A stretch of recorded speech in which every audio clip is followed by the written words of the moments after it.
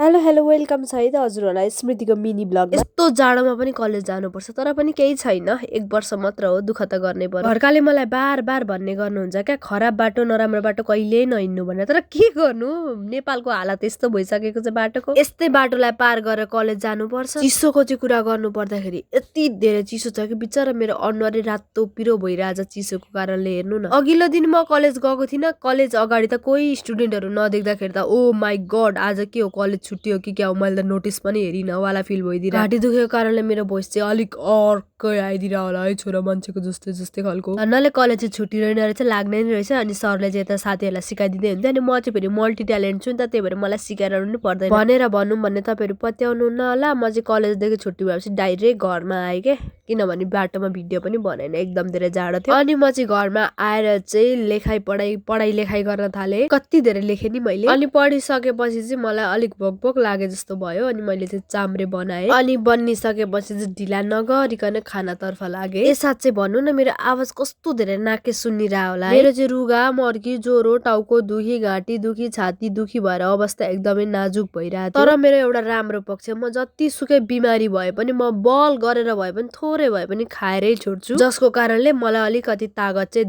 दिन्छ। मैले यस्तो धेरैजना मान्छेहरू देखेको छु कि बिमारी भइसक्दाखेरि रुचेन खाना, मन छैन मलाई, सक्दिन खाना भनेर खाँदै खानुहुन्न। तर जे जस्तो भए पनि खाना चाहिँ अलिकति भए पनि खानै पर्छ।